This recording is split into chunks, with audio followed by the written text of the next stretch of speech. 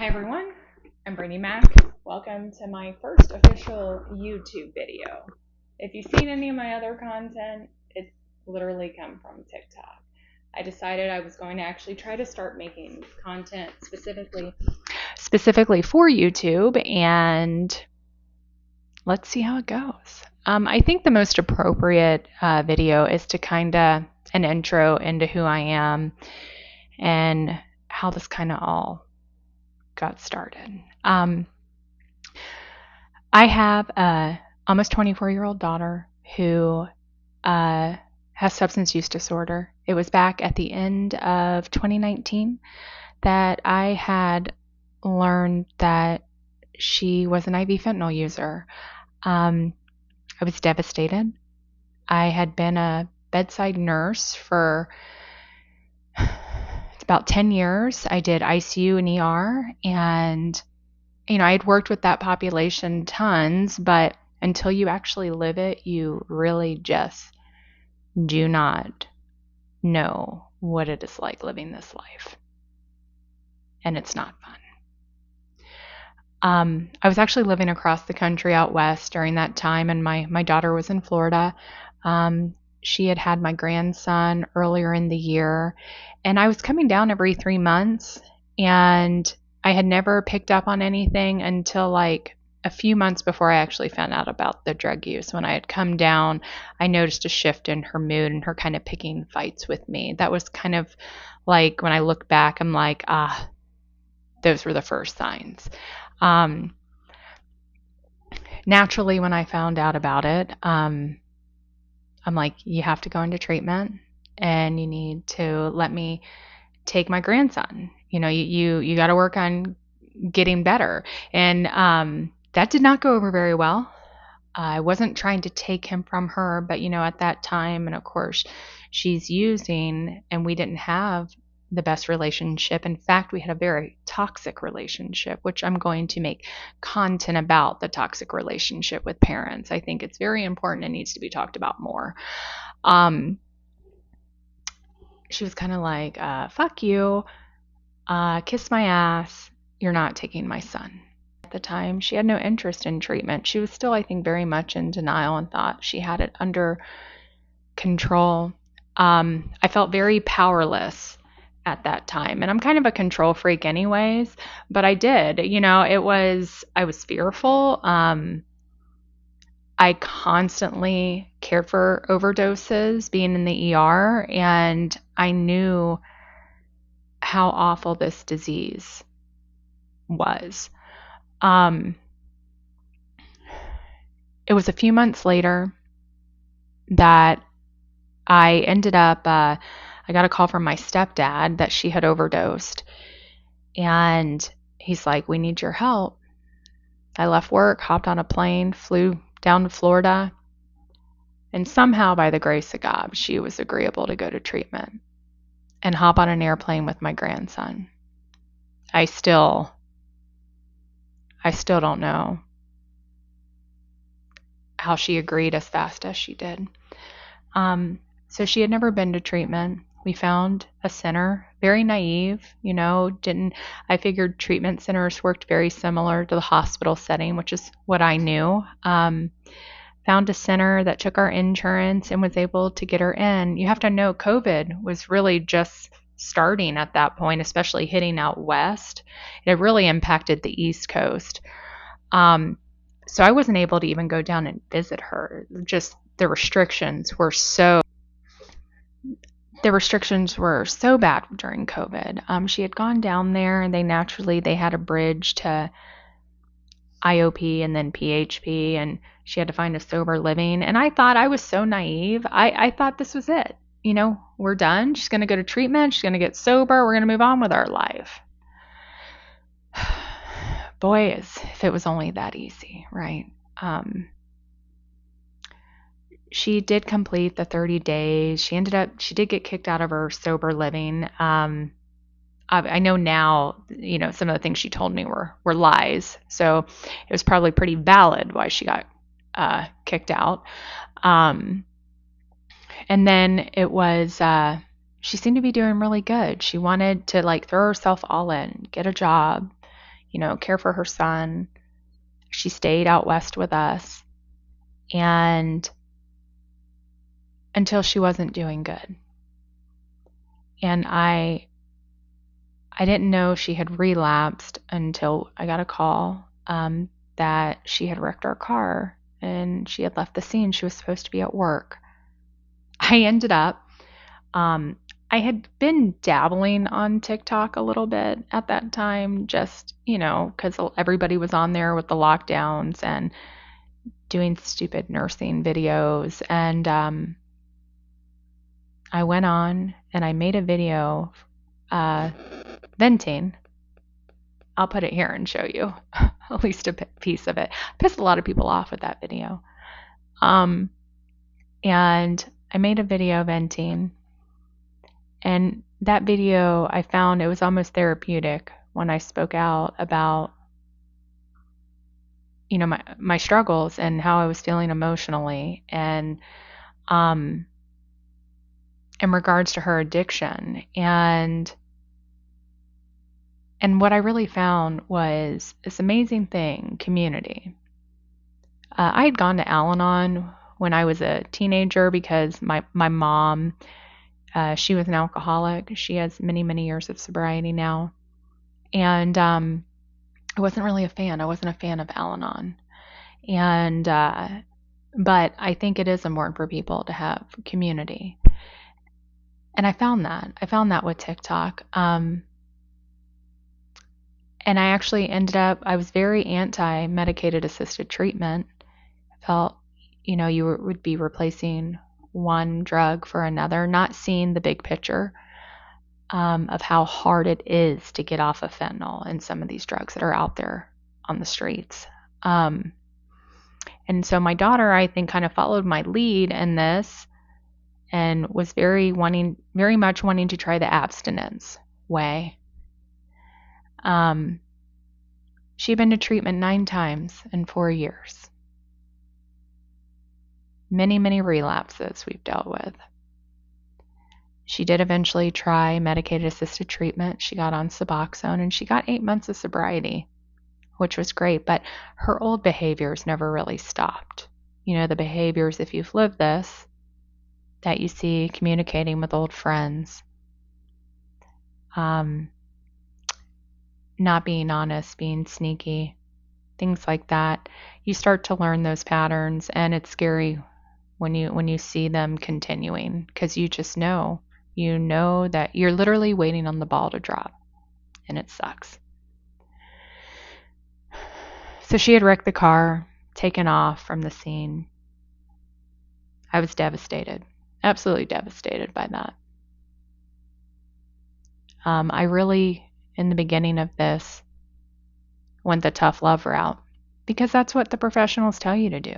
You have to let them hit rock bottom. Rock bottom's the only way. And being a medical professional, you want to trust the people who are supposedly specialized in their field. And I kicked her out of my house, and it was horrible. I was sick all the time. One big ball of anxiety, terrified of getting that call that she had died of an overdose.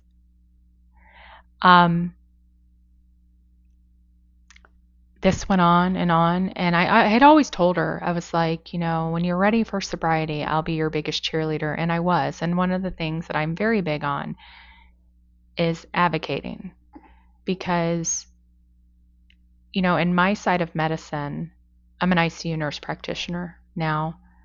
It's very important for nurses to advocate for their patients. Somebody has to.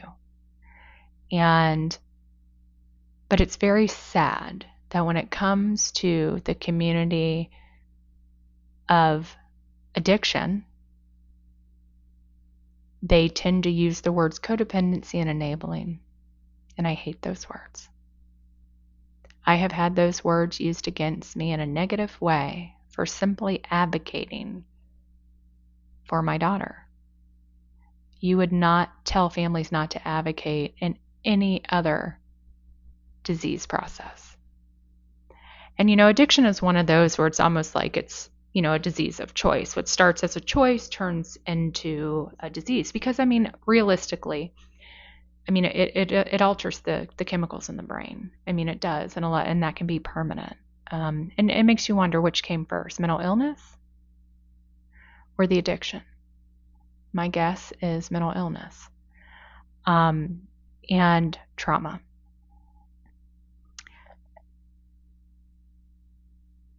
I spent 4 years on TikTok looking for community and then somehow transitioned into an advocate. That account grew more than I ever wanted it to. And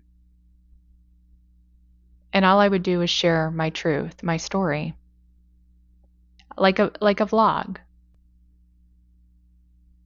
I started getting tons of messages when I started just speaking my truth. I've really tried to not give advice because I don't have the answers. I don't claim to have the answers. Navigating through loving someone with substance use disorder, it really is trial and error. You try something. If it doesn't work, you try something else. And I tell families, I think the number one thing is that you have to accept that you cannot save them. And that's the hardest thing. The hardest thing is accepting that you can't save them.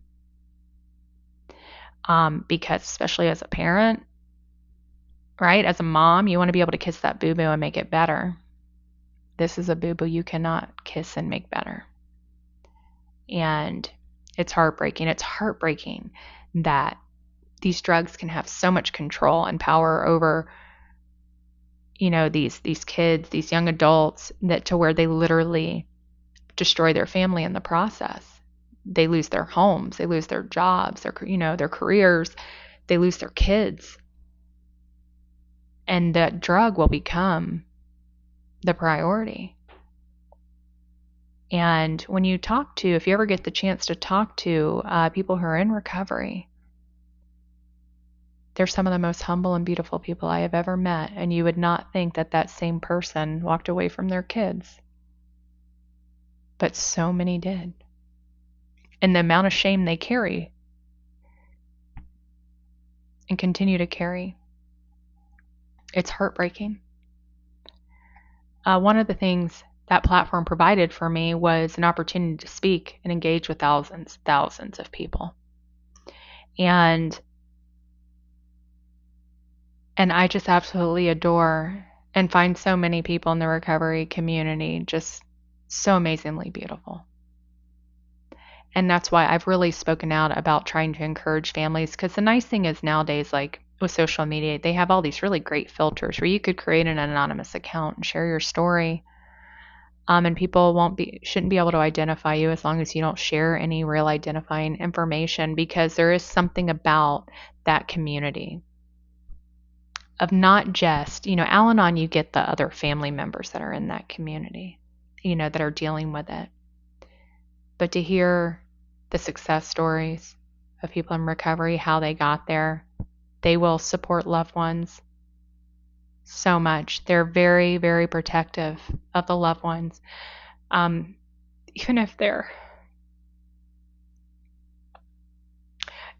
loved ones still have nothing to do with them. I get countless comments and messages. Some of these people will have years of sobriety, and their parents still want nothing to do with them. I think all people deserve forgiveness, especially if they're walking the walk. It's just such a ruthless disease.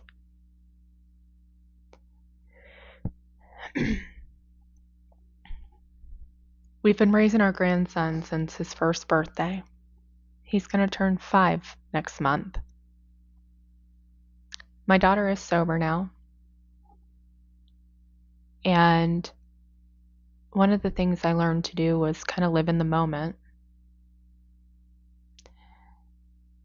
Another mom on TikTok had actually lost her daughter to an overdose last summer. And I wasn't talking to my daughter at the time. She was back in active use, and I was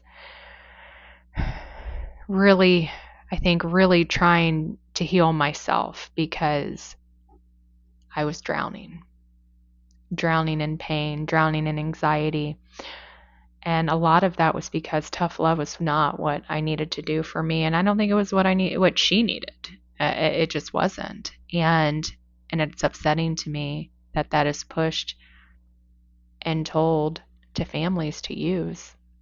We don't treat any other disease process with that model, not even mental illness. You don't.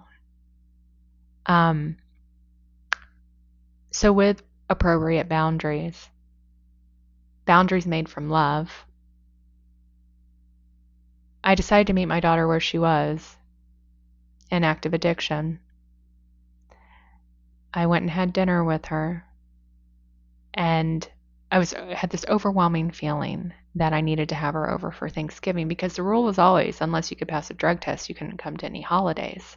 Of course she wasn't going to be able to pass a drug test. But after speaking with her siblings and my mom and my husband, they were all okay with it. We decided to invite her, even in active drug use, to our Thanksgiving. And she did come high. My only rule was don't bring drugs into my home, and she didn't. It ended up being probably one of the best Thanksgivings we've ever had, holiday we've ever had, because we were all so present. And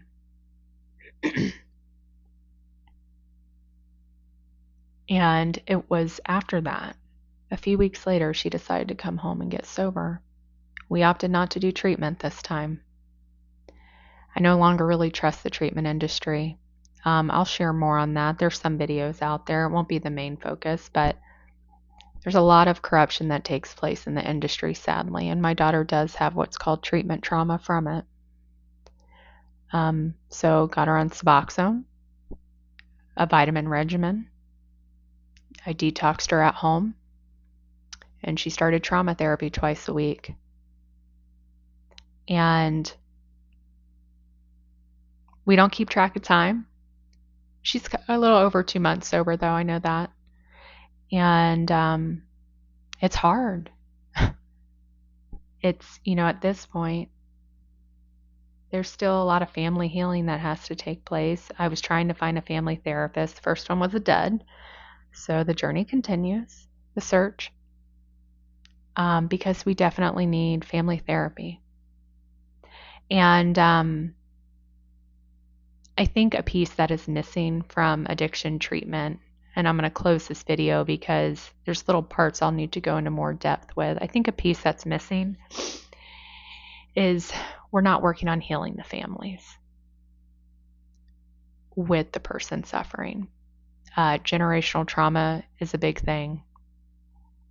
Majority of people who suffer with substance use disorder, they're numbing a deep pain they have.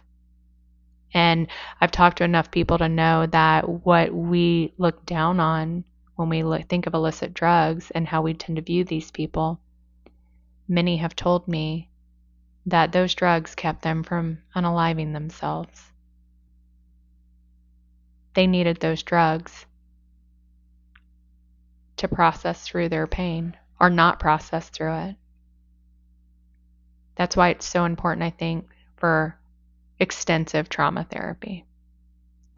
Gabor Mate is a Canadian physician, and his views are pretty astounding. He's actually not a psychologist. He never went back to school and got that, but he might as well be one. He wrote in the book In the Realm of Hungry Ghosts. I highly recommend you read. It will give you a different perspective. He worked very closely with people on the downtown east side of Vancouver who were struggling with addiction. He saw it all. And he shares a lot of what he learned by working with that population. That pretty much all the females had been sexually abused. as children, and they were just trauma. Every story, trauma. So that's a little bit about me. um, and kind of the intro into this. If you have any questions and want to know more, this is just the beginning. Comment it. You can put it in the comments, or you feel free to email me at collateraldamagesucks@gmail.com. And I look forward to sharing more with you. Take care.